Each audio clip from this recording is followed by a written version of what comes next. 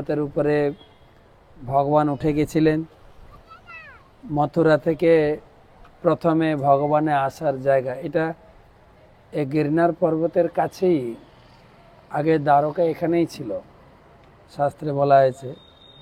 আমরা সংকীর্তন ভক্তদের নিয়ে এসেছিলাম এই জায়গায়, ওই চেয়ারে জননিবাস প্রভু, পঙ্কজাঙ্গর প্রভু আর বৈষ্ণব মহারাজ দুজন বসে এখানে কথা বলছিলেন। এই জায়গাটা এসে মনে পড়ছে, চেয়ারগুলো দেখে মনে পড়ছে কোথায় একটা বসেছিল এইখানে না। আর রোদ উঠেছিল, সকালে এসেছিলাম তখন এপ্রিল মাস ছিল, তখন খুব রোদ ছিল। তো এখানে মহারাজ সেই সুভদ্রার বিবাহ, তারপরে এই দামোদর কুণ্ড, এই সমস্ত কাহিনী শুনিয়েছিলেন। তো সুভদ্রার বিবাহ আমাদের সন্ধ্যার সময় একটা প্রোগ্রাম আছে, দেখি ওখানে নাই বলবো। তো এই হচ্ছে দামোদর কুণ্ড, প্রসিদ্ধ কুণ্ড। আগে থেকে ওখানে লেখা আছে এই কুণ্ডের জল স্পর্শ করলে সমস্ত পাপ হরণ হয়, এবং অনাদিকাল থেকে বহু মুনি ঋষি এসেছেন এখানে, তপস্যা করেছেন। আর জুনা আখড়ার নাম শুনেছেন? জুনা আখড়া শুনে, এই যে 1 মাস আপনারা কুম্ভমেলায় থাকলেন, জুনা আখড়া সাধুদের দেখেছেন? ন্যাংটা সাধু, সব এই পাহাড় পর্বতের গুফার ভিতরে থাকে। সব ওদেরকে দর্শন পাওয়া যায় না, শুধু কেবল কুম্ভ মেলাতে দর্শন হয়। তারা এইসব পাহাড় পর্বতে জঙ্গলে আছে, অনেক তপস্যা করছে। তো সেই রকম একজন এখানে তপস্যা করেছিল, মুচুকুন্দ মহারাজ। উনি তপস্যা করছিলেন না। তো আমরা প্রথম দিন কাহিনী বলেছিলাম যে 17 বার জরাসন্ধ আক্রমণ করেছিলেন। 18 বারের বার তিনি 23 অক্ষৌহিণী সেনা নিয়ে কৃষ্ণকে আক্রমণ করেছিলেন। কুরুক্ষেত্রের মাঠে ছিল 18 অক্ষৌহিণী, আর এখানে এসেছিল 23 অক্ষৌহিণী সেনা। আর তার সঙ্গে আরেকজন যুক্ত হয়েছিলেন, কালযবন, এখানে আক্রমণ করেছিলেন। আর সেই ব্রাহ্মণদেরকে রক্ষা করার জন্য ভগবান যুদ্ধক্ষেত্র ছেড়ে প্রথমে কালযবনের সামনে থেকে তিনি এড়িয়ে যাচ্ছিলেন।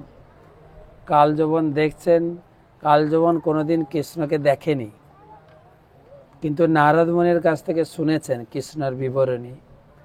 এবং কালযবনের গায়ে প্রচুর শক্তি ছিল, সে চাইছিল কার সঙ্গে একটু যুদ্ধ করি, যার তার কাছে গিয়ে যুদ্ধের জন্য প্রার্থনা করত। তখন নারদ মুনি বলছিলেন, যার তার কাছে গিয়ে লাভ নেই, একজনের সঙ্গে যুদ্ধ করো, সে হচ্ছে যদুবংশের সেরা কৃষ্ণ। তো এখানে এসেছিল কৃষ্ণের সঙ্গে যুদ্ধ করতে, কিন্তু কৃষ্ণ যুদ্ধ এড়িয়ে যাচ্ছিলেন। তিনি তাদের সামনে থেকেই কৃষ্ণ বলরাম দুইজন চলে যাচ্ছেন। আর কালযবন দেখছেন কৃষ্ণ কত সুন্দর, আর হাতে অস্ত্র নেই, কি এরা কি মঞ্চে অভিনয় করতে যাচ্ছে নাকি? আর পিছনে ডাকছে, এই কৃষ্ণ কৃষ্ণ, বলুন তো, কৃষ্ণ কৃষ্ণ কৃষ্ণ। সবাই কালযবন নাকি আপনারা? তো কৃষ্ণ মানে দাঁড়িয়ে যাচ্ছে, প্রায় কালযবন ধরে ফেলে, কৃষ্ণ নেই। যেখানে মুনি ঋষিরা যুগ যুগ ধরে ধ্যান করে কৃষ্ণকে ধরতে পারে না, কালযবন ধরবে কি করে? তো যত যেতে চলে যাচ্ছে, এই ধরে ফেলে, কিন্তু কৃষ্ণ চলে যায়। যেতে যেতে এই গুফাতে ঢুকেছেন, গুফাতে ঢুকে কৃষ্ণ অন্তর্ধান হয়ে গেছে, কৃষ্ণকে আর পাওয়া যাচ্ছে না। গুফার ভিতরে ঢুকতে গিয়ে গিয়ে গিয়ে দেখে একজন লোক শুয়ে আছে। সে ছিল মুচুকুন্দ মহারাজ। তো সেই শুয়েছিল, আর উপরে ভগবান কি করছে, তার নিজের পিতাম্বরটা নিয়ে তার উপরে ঢাকা দিয়েছে। তো কালযবন যেতে যেতে কৃষ্ণকে পায়নি, কিন্তু কনফার্ম হয়ে গেছে যে এই কৃষ্ণ, এই পিতাম্বরধারী। আর পিছনে দৌড়াচ্ছিল, তো তার সঙ্গে যুদ্ধ করার জন্য দৌড়াতে দৌড়াতে গিয়ে রেগে, কাপুরুষ কোথাকার, তুমি ক্ষত্রিয় না হয়ে যুদ্ধক্ষেত্রে ছেড়ে পালিয়ে গেছ, এই রাগে এক জোরে লাথি মেরেছে। আর লোকটা ঘুমাচ্ছিল, অনেক যুগ ধরে ঘুমাচ্ছে, লোকটার ঘুম ভেঙেছে। আমার ঘুম ভাঙলো কে? যেই দেখছে কাল যবন, তার চোখের সেই তেজে কাল যবন পুড়ে ছাই হয়েছে। পরীক্ষিত মহারাজ জিজ্ঞেস করছেন কে শুয়েছিল আর তার এত তেজ এলো কোত্থেকে, কিসের শক্তি ছিল তার এত?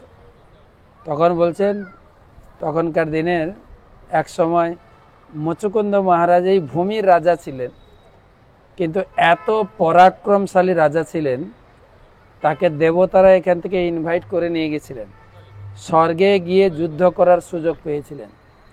স্বর্গে যে সেখানে দেবতাদের সঙ্গে যুদ্ধ করে অসুর আর দেবতাদের যুদ্ধে দেবতাদের সহায়তা করেছিলেন। আর এত পরাক্রমশালী রাজা ছিলেন, দিন রাত যুদ্ধ করে দেবতাদেরকে জয়ী করিয়েছিলেন। আর দেবতারা সন্তুষ্ট হয়েছেন, দেবতারা মিলে তাকে অনেক ধন্যবাদ, কংগ্রাচুলেশনস, ধন্যবাদ তোমার। তো আমরা সন্তুষ্ট হয়ে কিছু বর দিতে চাই, আপনি কিছু বর প্রার্থনা করুন।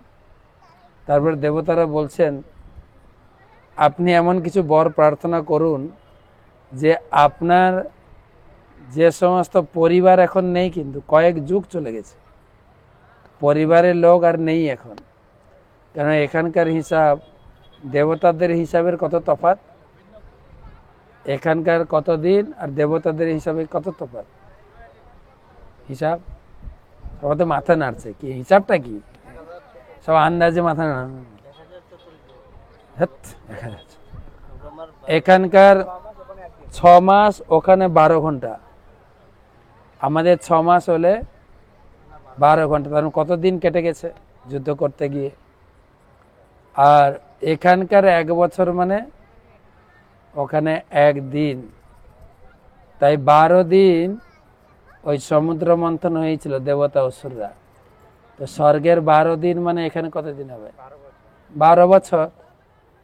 তাই 2024-এ কুম্ভ হয়েছে, আবার 12 বছর পরে যদি বেঁচে থাকি আবার বই বিক্রি করতে নিয়ে যাব।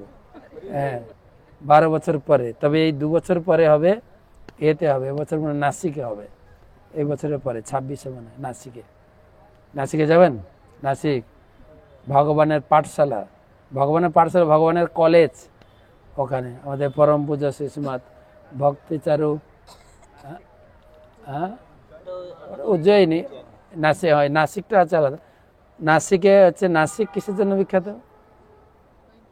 নাসিক, নাক, যেখানে শূর্পণখার নাক কেটে ফেলেছিল, নাসিক। তো সেটা উজ্জয়িনীটা হচ্ছে ইয়ে কি বলে, ওটা একটা কুম্ভ উজ্জয়িনী, যেটা হচ্ছে শিপ্রা নদীর কুম্ভ। তো নাসিকে আছে। তো 12 বছর অন্তর, ওখানকার 12 দিন মানে এখানে 12 বছর। তাই 6 মাস অন্তর আমাদের কি হয়,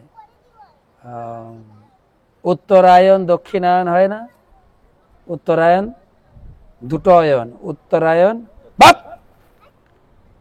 অয়ন, দুটো অয়ন, উত্তরায়ণ দক্ষিণায়ন। উত্তরায়ণ মানে দিন, দেবতাদের দিন, দক্ষিণায়ন মানে রাত। সেই জন্য জাগতিক লোকের জন্য ভীষ্মদেব মারা গেছিলেন উত্তরায়ণে। যদি দক্ষিণায়নে যেতেন স্বর্গলোকের গেট বন্ধ, তো ঢুকবে কি করে? সেই জন্য অপেক্ষা করলেন উত্তরায়ণ হবে, স্বর্গের গেট খোলা হবে, তখন ঢুকতে পারব। তো সেই স্বর্গ তাকে বলছেন যে তুমি এমন কিছু বর চাও, তোমাদের পিড়িতে এখন কেউ নেই। তখন মুচুকুন্দ মহারাজ বললেন আমি আপনাদের সঙ্গে যুদ্ধ করতে গিয়ে কয়েক হাজার বছর ঘুমাইনি, তো আমি একটু ঘুমাতে চাই, আমাকে এই আশীর্বাদ করুন যে আমি বিশ্রাম নিতে চাই, ঘুমাতে চাই। আর যে অসময়ে আমার ঘুম ভাঙাবে সে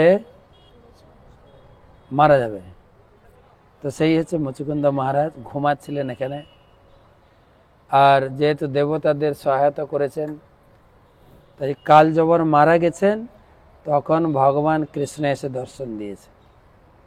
ভগবান কৃষ্ণের দর্শন পেলেন, ভগবান কৃষ্ণ স্তুতি করেছেন, চিন্তামণি প্রকর সদ্ম সুকল্প বিক্ষ লক্ষাবিতেষু সুরবীরবিপালয়ন্তম লক্ষ্মী সহস্র শতসম ভ্রমসেব্যমানম গোবিন্দমাদি পুরুষ, অনেক স্তবস্তুতি করেছেন।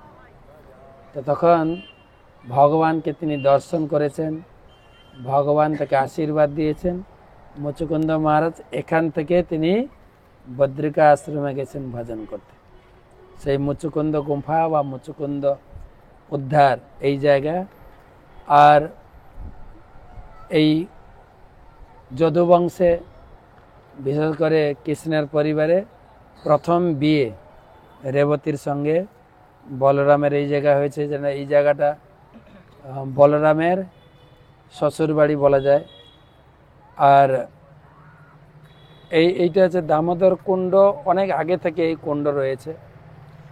তো প্রচুর অনাদিকাল থেকে প্রচুর লোক আসতে এখানে স্নান করতে। কৃষ্ণের পরিবারের লোকেরাও প্রায় আসতেন এখানে স্নান করতে। আর এমনি অনেক কথা আছে প্রসিদ্ধ। একটা কথা বলা যায় যে শাম্ব কার ছেলে ছিল? শাম্ব, হ্যাঁ, না জাম্ববতীর ছেলে ছিল। ওই দিন সত্যভামা বলেছিল জাম্ববতীর ছেলে। আর সবগুলো ছেলের মধ্যে শাম্ব একটু দেখতে খুব সুন্দর ছিল, খুব সুন্দর। আর এই তার সৌন্দর্য, তার গর্বে সব জায়গায় একটু দেখাতো শরীরটা। যেখানে সেখানে গিয়ে কাপড় টাপড় খুলতো, একটু এক্সারসাইজের নাম করে একটু দেখাতো। হ্যাঁ, সবাই ওর একটা স্বভাব ছিল। কেউ যদি কোনো কিছু তার সে পায় কিছু, সবাইকে একটু দেখাতে চায়, যেখানে সেখানে যায় এসব করে। আর এখানে আসতো স্নানের নাম করে একটু গাটা খুলতো, কাপড় চোপড় খুলতো, একটু শর্ট কাপড় পরে একটু দেখাতো সবাইকে। এই জায়গায় শাম্ব। আর শাম্বর নামও শুনবেন, একটু উৎপটাঙ্গ ছিল। মানে শাম্বকে নিয়ে অনেক কথা আছে, যেহেতু একটু একটু একটু কি বলে দর্শনের অহংকার ছিল, আবার কৃষ্ণের ছেলে ছিল, তাই না? আবার দ্বিতীয় স্ত্রীর ছেলে, মানে একটু তার একটা অহংকারও ছিল সব জায়গায়। তো একবার কৃষ্ণের মহিষীগণ স্নান করতে এসেছেন। সাধারণত আমাদের যেরকম এখন লেডিস জেন্টস সব বাথরুম আলাদা, আগেকার দিনেও ছিল, ঘাট আলাদা ছিল, মহিলাদের ঘাট, পুরুষদের ঘাট। তো কৃষ্ণের মহিষী মানে কি তার মা, তো মায়ের সামনে এতটা মায়েরা যেখানে স্নান করেন, বাচ্চা ছেলেরা যেতে পারে, কিন্তু ইয়াং ছেলে, কিন্তু ও এসে কাপড় চোপড় খুলে, যদিও মা, কিন্তু এই দ্বারকাপুরের একটা নিয়ম ছিল কিন্তু, যে এখানে কোনো প্রকারের জরা ব্যাধি কাউকে স্পর্শ করবে না। তারা মা হলেও মনে হতো যেন যুবতী মেয়ে, কেউ বৃদ্ধ হতো না এখানে কৃষ্ণের উপস্থিতিতে। জরা ব্যাধি তাপ দুঃখ কোনো কিছু ছিল না এখানে। তো সবাইকে দেখতে একই রকম লাগতো। এমনকি সুরসেন কত বয়স হয়ে গেছিল, সেও একদম তরতাজা ছিল। আর এখানে ছেলেও যেরকম দেখতে, মাও সেরকম, সব একই রকম দেখতে। তথাপি তারা তো মা, তাদের দেশে আমার ছেলে, তাদের বাৎসল্য স্নেহ। কিন্তু মায়ের সামনে এত বড় ছেলে এসব দেখানো শুরু করেছে। তারা কৃষ্ণকে স্মরণ করেছেন, কৃষ্ণ এসে গেছেন। তো কৃষ্ণ এসেছেন, কোথায় তুই এখানে কেন, এখানে কি করছিস, এখান থেকে। তার যেটা তো তুমি চেহারার অহংকার দেখাচ্ছ নাকি? হ্যাঁ, তোমাকে অভিশাপ দিচ্ছি, তোমার শ্বেতকুষ্ঠ হয়ে যাক শরীর। যদিও এখানে কিন্তু কোনো ডাক্তার ছিল না, কিন্তু আদি ব্যাধি রোগ দুঃখ শোক জরা ব্যাধি কিছুই ছিল না। ওই সময় এলে হয়তো ভালো হতো, ঠিক আছে। কিন্তু কৃষ্ণের অভিশাপে তার সেই সুন্দর চেহারা ধীরে ধীরে সেটা চাকা চাকা চাকা হতে শুরু করলো। যার যে যত বড় অহংকারী, এবার হচ্ছে শরীরটা চেঞ্জ হচ্ছে, কি হবে এবারে, সে কি করে লুকাবে, শরীর মরি সব ঢাকা দিতে শুরু করে। কিন্তু শরীর ঢাকা দিলে মুখ ঢাকা দেবে কি করে, ঢাকা দেবে কি করে? তো বেচারা লজ্জায় আর সে ঘরে গিয়ে লুকিয়েছে, নিজের মা কে জাম্ববতীর কাছে গিয়ে বলছে কান্নাকাটি করে, বাবা আমাকে অভিশাপ দিয়েছে। তো মাও জানে তো ছেলেটা বড় উৎপটা, মাও বকা দিচ্ছে, তুই এটা শান্ত বড় হয়েছিস, কে আর শোনে। তখন তার মা বলছে, যেখানে কৃষ্ণ অভিশাপ দিয়েছেন কোনো ডাক্তারি ওষুধ কাজ করবে না। দেখা যায় না, অনেক ডাক্তারের ওষুধ অনেকের কাজ করছে, আমি খেয়ে হয়তো কাজ করছে না, হয় না? হয় কি দেখেছেন? ডাক্তার যত আছে তার ওষুধ খেয়ে কেউ না কেউ ভালো হচ্ছে তো, না না। আমাদের মায়াপুরে একজন ডাক্তার ছিল, রামপ্রভুর বাবা বলে, বয়স্ক হোমিওপ্যাথিক চিকিৎসক, আমাদের ভজন কুটিরের পাশে প্রচুর ভক্ত ওষুধ খেতে কিন্তু হোমিওপ্যাথিক চিকিৎসক, কিন্তু চোখে দেখে না লোকটা, ঠিক আছে। আমি একবার প্রচারে গেছি মেদিনীপুরে, সচিকুমারপুর দাদা, উনি বলছেন, প্রভু আপনাদের মায়াপুরে যে একজন হোমিওপ্যাথি ডাক্তার আছে না, এরকম ডাক্তার সারা পৃথিবীতে নেই। তো আমি বলছি, আপনি কি সারা পৃথিবী ঘুরেছেন নাকি? বলছে না, আমি অনেক জায়গায় ওষুধ খেয়েছি, ওইখানে এক ডোজ ওষুধ খেয়ে ভালো হয়ে গেল। তাহলে আপনার ভালো হয়েছে, কিন্তু মায়াপুরের ভক্তরা জানে ডাক্তারটা চোখে দেখে না, কাকে কি দেওয়ার কথা উল্টা পাল্টা দেয়, সেজন্য কেউ যায় না, কিন্তু তার ভালো হয়েছে। ভগবান যার সহায় হয়েছে, যে কোনো ওষুধ খেয়ে আপনি, ডাক্তারের দোষ নেই তো। সেই জন্য এখানে জাম্ববতী বলছে, কোনো ডাক্তারি ওষুধ আর, যদিও এখানে কারো জরা আধি ব্যাধি নেই, কিন্তু কৃষ্ণের অভিশাপে ওর কুশরীর হয়ে গেল। মা তাকে বলছে, বোন একটা কাজ করতে পারিস, আমি শুনেছি যদি বড়দের সেবা করা হয়, গুরুজনদের সেবা করলে গুরুজনদের আশীর্বাদে জীবনে কিছু লাভ করা যায়। তখন ও চিন্তা করছে বলরামের কাছে যাবে। বলরাম তার কি হবে, জেঠামশাই, কিন্তু বলরাম তাকে খুব ভালোবাসতো, ছোটবেলায় বলরামের কাছেই থাকতো। বলরাম খুব ভালো, সেটা দেখতে খুব সুন্দর, বলরাম খুব ভালোবাসতেন, মানে বলরামকেই বাবা মনে করতেন, এত বলরামের সঙ্গে উঠা বসা। চিন্তা করছে আমি জেঠুর কাছে যাব, এসে একদম বলরাম যেখানে বসে দূর থেকে দণ্ডবোধ হয়ে কান্না করা শুরু করছে। বলরামের এমনি একটা তার প্রতি একটা স্নেহ ছোট থেকেই ছিল। কি ব্যাপার, তুমি এত কাঁদছো কেন, কি হয়েছে? দেখতে পাচ্ছ মুখে সব কুষ্ঠরোগ হয়ে গেছে, সব জায়গায় সে তো কুষ্ঠ হয়ে গেছে। বলরামের একটু মমতা এসে, এরকম কেন হলো, কে করেছে? তখন সারা ঘটনা বলেছে। বলরাম একটু চিন্তা বলছেন, কৃষ্ণ তো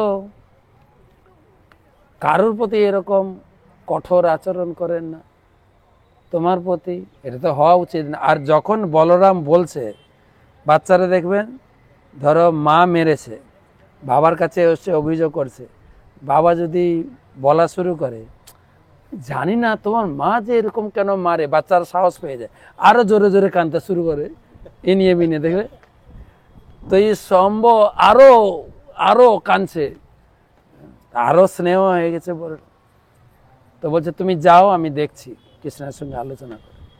তো পরের দিন কৃষ্ণের প্রতিদিনের একটা নিয়ম ছিল, গীতায় ভগবান বলেছেন, দেব শ্লোকটা মুখস্থ গেছে, দেব দ্বিজ গুরু প্রাজ্ঞ পূজনম শৌচম আর্জবম, সম্ভবত 17 অধ্যায় 13 নম্বর শ্লোক। কৃষ্ণ বলেছেন প্রত্যেক ব্যক্তির কর্তব্য আছে ঘুম থেকে উঠে প্রথমে ইষ্টদেবকে প্রণাম করা। অর্থাৎ আমাদের যখন ঘুম ভাঙবে না, সঙ্গে সঙ্গে মনে আসে যেন আমাদের ইষ্টদেব যদি মনে করেন রাধা মাধব পঞ্চতত্ত্ব মনে আছে, আর গুরুদেবের স্মরণ আসবে। ভক্তদের কাছে, শিষ্যদের কাছে ভগবানের থেকে গুরুদেব গুরুত্বপূর্ণ। কিন্তু আমরা ব্যাস পূজার আগে একটা শ্লোক বলেছিলাম, মনে আছে? ধ্যান মূলম গুরুর মূর্তি। শিষ্যের প্রথম ধ্যান হচ্ছে গুরুদেবের চেহারা, গুরুর মূর্তি। ধ্যান মূলম গুরুর মূর্তি, পূজা মূলম গুরু পদম। রাধা কৃষ্ণ চৈতন্য মহাপ্রভু পূজা করবে পরে, প্রথম পূজা হচ্ছে অগ্রে গুরু পূজা। ধ্যান মূলম গুরুর মূর্তি, পূজা মূলম গুরু পদম। কি মন্ত্র জপ করবে? কি মন্ত্র? মন্ত্র মূলম গুরুর বাক্য। হরিনাম জপ করবেন পরে, প্রথম জপ করবেন গুরুদেব আমাকে কি কি আদেশ নির্দেশ দিয়েছেন। কমপক্ষে জেনারেল আদেশ নির্দেশ আমরা পেয়েছি কি কি? 4 নিয়ম পালন করবে, 16 মালা জপ করবে, আরেকটা প্রভুপাদের প্রচার কার্যে আমাকে সহায়তা করবে। তো অ্যাটলিস্ট কমপক্ষে ভালো করে জপ করবে। তো গুরুর বাক্য, প্রথম মন্ত্র হচ্ছে গুরুর বাক্য। আর কি করে মুক্তি লাভ করব? মোক্ষ মূলম গুরু কৃপা। গুরু কৃপা হলে আমার মুক্তি হবে। তো কৃষ্ণ বলেছেন ঘুম থেকে উঠে ইষ্টদেবকে প্রণাম করবে, তারপরে গুরুজনকে প্রণাম করবে, ব্রাহ্মণকে প্রণাম করবে। কৃষ্ণ নিজে করতেন, তাই কৃষ্ণ বলেছেন। কৃষ্ণ ঘুম থেকে উঠে বাড়িতে সুরসেন মহারাজ, দেবকী, বসুদেব এবং কৃষ্ণের 16 জন মা ছিল, বাবা একজন, বসুদেবের 16 জন স্ত্রী ছিল, তারপরে দাদাকে দাউ ভাই, বলরাম, ভাবি পা ছুঁয়ে প্রণাম করতেন। আর যেই বলরামের পা ছুঁয়ে প্রণাম করেছেন, বলরাম বলছেন কৃষ্ণ তুমি আবার কবে থেকে লোকের দোষ ত্রুটি বিচার করা শুরু করলে? তুমি যদি কারো দোষ দেখো তাহলে লোকে কার আশ্রয় গ্রহণ করবে? লোকে তো সব ছেড়ে কুড়ে তোমার আশ্রয়ে আসে, আর তুমি যদি তাকে এরকম দণ্ডদান করো। তো কৃষ্ণ বুঝতে পেরেছেন কি বলতে চাইছে। কৃষ্ণ তখন বলছেন ভাইয়া তুমি যার প্রতি আশীর্বাদ করেছো সে তো সমস্ত দোষ থেকে মুক্ত, সে তোমার কৃপা লাভ করেছে। তুমি যখন চাইছো তার সমস্ত দোষ ক্ষমা করে দিতে, ও ক্ষমা পেয়ে গেছে। বলে কি করলে হবে? বলে ওকে বলবে এই দামোদর কুণ্ডের পাশে আসবে, এসে সূর্য উপাসনা করবে, 1 বছর সূর্য পূজা করবে, ধীরে ধীরে সে রোগ মুক্ত হয়ে যাবে, তো আগের মতো চেহারা ফিরে পাবে। তো সেই শাম্ব এখানে এসেছিলেন। শাম্বের বিখ্যাত নাম আছে, আপনারা জানবেন। পুরীতে সূর্য মন্দির কোথায় আছে? কোণার্ক। অর্ক মানে সূর্য, অর্ক, কোণার্কে এই শাম্ব বানিয়েছিলেন। এখানে সূর্যবারটা কবে যেন? শনিদেবের বার আছে, শিবের বার আছে। শিবের বার কবে? সোমবার গেছে। শনিদেবের বার শনিবার, আর সূর্যদেবের রবিবার। তাই এখানে বিশেষ করে সূর্যদেবের উপাসনা করেছিলেন। প্রত্যেক রবিবার পুরো ফাস্টিং করে। সূর্যদেবের উপাসনাটা খুব সোজা। সূর্যদেবকে 3 বার প্রণাম করলেই সূর্য উপাসনা হয়।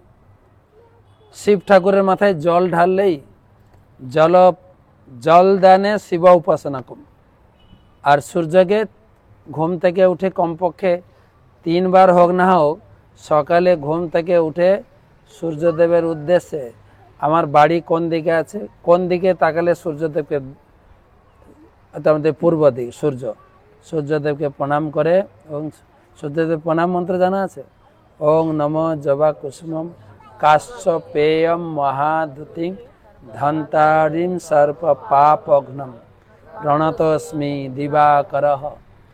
সূর্যদেব হচ্ছেন ভগবানের একটা চোখ, চন্দ্র হচ্ছে ভগবানের আর একটা চোখ। সূর্য উঠলে চোখের দৃষ্টি ফিরে পায় সবাই, নাহলে রাত্রে যত চোখ আপনার ভালো থাক, রাত্রে চোখ কিন্তু কাজ করে না। কিন্তু সূর্য উঠলে চোখের শক্তি ফিরে পায়। তাই সূর্যদেবকে প্রণাম, সূর্য নারায়ণ বলা হয়। সূর্যদেবকে প্রণাম করে কমপক্ষে আমরা যারা গীতা প্রচার করছি, গীতা প্রচার করছি তো, ভক্তিশাস্ত্রী করছি, গীতা প্রচার করছি, আমাদের তো সূর্যদেবকে দরকার। কেননা ভগবান প্রথম ভগবদ গীতার জ্ঞান দিয়েছিলেন কাকে? সূর্যদেবকে। সেই জন্য বলা হয় সূর্যদেব হচ্ছে ভক্তিশাস্ত্রের প্রথম ব্যাচের স্টুডেন্ট। ইমাম বিবস্বতে যোগম রক্তাবানাম হবভয়ম বিবস্বান মনবে প্রাহ মনু ইক্ষাকো অব্রবী। কত নম্বর ছিল? চতুর্থ এক, 4-1। তো সেই সূর্যদেবের উপাসনা করছিলেন এখানে। প্রতি রবিবার পুরো ফাস্টিং থেকে এখানে সূর্যদেবের উপাসনা করে এই পর্বতে, গিরনার পর্বতে থেকে এখানে সূর্য উপাসনা করে তিনি রোগমুক্ত হয়েছিলেন। তা এরকমও কথা আছে, যাদের যাদের আমাদের স্কিন ডিজিজ, কি বলে, চর্মরোগ আছে, ডুব দিতে হবে এখানে। এখানে ডুব দিতে, কালকে সকালে আসবেন, আজকে তো এখন আর স্নান করতে, এখান থেকে অল্প, আসলে আমাদের প্ল্যানটা ছিল কালকে স্নান করার, প্রভুরা একটু চেঞ্জ করেছেন, যার জন্য যে এখানে এই সেই দামোদর কুণ্ড, কৃষ্ণ স্নান করেছেন, বলরাম স্নান করেছেন, এবং কৃষ্ণের মহিষীরাও যুগ যুগ ধরে অনেক মুনি ঋষি সাধু মহাত্মারা স্নান করে, এখনো স্নান করে। এই পাহাড় কন্দরে প্রচুর সাধু ঋষি মুনিগণ আছেন। এটা যে জুনাগড়, জুনা আখড়া বলে, আপনি শুনে থাকবেন। যত নাঙ্গা সাধু আছে, দেখেছেন তো নাঙ্গা সাধুকে? এই কুম্ভ মেলাতে একদিনে 1000 লোককে দীক্ষা দিয়েছেন একজন। অনেক ইয়াং ছেলে মেয়ে সব নাঙ্গা সাধু দীক্ষা নিয়েছে। আমাদের যেরকম দীক্ষা পদ্ধতি ওদেরও, তো সেরকম কত হাজার হাজার লাখ লাখ সাধু আছে যেখানে সেখানে। ওরা সব বেরোয় কখন? কুম্ভ মেলাতে, বা কিছু যায় এতে আমাদের গঙ্গাসাগরে কিছু যায়। আবার কিছু লোক ভণ্ডামি করে, আমাদের বাংলার কিছু লোক। হ্যাঁ, আমি একবার উজ্জয়িনী কুম্ভ মেলা গিয়েছিলাম, একটা সাধু বসে, দুজন সাধু পাশাপাশি বসে বাংলায় কথা বলছে। তা আমি জিজ্ঞেস করছি আপনার বাড়ি কোথায়? বল ডায়মন্ড হারবার। মানে ওই মেলার নাম করে ন্যাংটা হয়ে গিয়ে বসে যায়। ওদের একটু ভালো ইনকাম হয়, ভালো, ঠিক আছে। কিছু আছে অরিজিনাল সাধু, এই গুফাতে থেকে তারা ধ্যান তপস্যা করছেন। তো সেই পবিত্র স্থান জুনাগড়। আর এখানে আমরা মন্দির খুলেছে, খুলে গেছে দেখেন, মন্দির খুলেছে। আমরা দর্শন করে এখান থেকে যাব নরসিংহ মেহতা একজন বিশেষ সাধু ছিলেন। নরসিংহ মেহতা ভগবানের পরম ভক্ত। সেই সময় এই গুজরাটের লোকেরা তাকে মানেন একজন বিশেষ বৈষ্ণব কবি। তিনি এই অঞ্চলে বাস করতেন। বিশেষ ভগবানের প্রতি একটা বিশেষ প্রেম লাভ করেছিলেন তিনি। কথা আছে, কত বড় ভক্ত বুঝাতে গিয়ে এখানকার লোক বলে, ওর মেয়ের বিয়ে ছিল, মেয়ের বিয়ের জন্য ফর্দ হাতে নিয়ে মার্কেট করতে গেছে, বিয়ে হবে। আর যেখানে যেত সেখানে গিয়ে কৃষ্ণ কথা বলতো। আর কৃষ্ণ কথা বলতে গিয়ে যে কত দিন ঘন্টা সময় কেটে যেত খেয়াল নেই। তো দোকানে ফর্দ দিয়ে কৃষ্ণ কথা বলা শুরু করেছে। কৃষ্ণ কথা বলতে বলতে বলতে বলতে দিন রাত কেটে গেছে। তো তারপরে ঘরে ফিরেছে, ওই দিন ছিল বিয়ে। তো ঘরে ফিরেছে, ঘরে ফিরে বলছে এখনো বর আসেনি। জিজ্ঞেস করছে বর আসেনি, কি ব্যাপার, কিছু সব চুপচাপ দেখছি, হ্যাঁ লগ্ন কি হয় নাই নাকি? বলছে বর আসেনি মানে? বর তো বিয়ে করে মেয়ে নিয়ে চলে গেছে। বলছে মানে? ওই যে তুমি সব জিনিসপত্র দিয়ে পাঠালে, তুমি তো নিয়ে এলে, জিনিসপত্র নিয়ে এসো, খুব ধুমধাম সহকারে বিয়ে হয়েছে। বিয়ে করে জামাই বউকে নিয়ে চলে গেছে। এখানকার লোকেরা বলে, খুলেছে মন্দির, তো ও ওখানে কৃষ্ণ কথা বলছেন। ভগবান কৃষ্ণ স্বয়ং নরসিংহ মেহতার রূপ ধরে বাজারের যা মানে বিয়ের ফর্দপাতি ছিল নিয়ে এসে কন্যা সম্প্রদান করেছেন। তারপর মানে এত বড় ভক্ত ছিল ভগবান। সেই নরসিংহ মেহতার সব কাজ করে, নরসিংহ মেহতার বাড়িতে ভগবান এসেছিলেন। সেই জায়গাটা আমাদের নিয়ে যাবেন প্রভুরা, নিয়ে যাবেন তো? হ্যাঁ, সেই নরসিংহ মেহতার ভূমি অত্যন্ত পবিত্র, আপনারা নেটে সার্চ করতে পারেন। আর তার একটা প্রসিদ্ধ গান বৈষ্ণব জনত কেহেনে কহিয়ে নাকি যেন, তো নেটে খুঁজবেন খুব। আর এই গানটা খুব হিট করেছে সেই সময়ে। আর বিশেষ করে আমাদের ভারতের জাতির জনক কি না, মহাত্মা গান্ধী, এই গানটা শুনে তিনি খুব প্রভাবিত হতেন। এমনকি কিছু কিছু জায়গায় ভারত স্বাধীনতার আন্দোলনেও এই গানগুলোকে গাওয়ার তিনি অনুমতি দিয়েছিলেন। আর অপূর্ব সুন্দর গান, বৈষ্ণবের মহিমা, বৈষ্ণব কে, কাকে বৈষ্ণব বলা হবে, বৈষ্ণবের কি কি গুণ থাকা দরকার, আর সেটা মহাত্মা গান্ধী তিনি হৃদয়ে ধারণ করেছিলেন। যদিও মহাত্মা গান্ধী বৈষ্ণব ছিলেন না, কিন্তু সে ছিলেন অসহযোগ আন্দোলনের প্রতীক।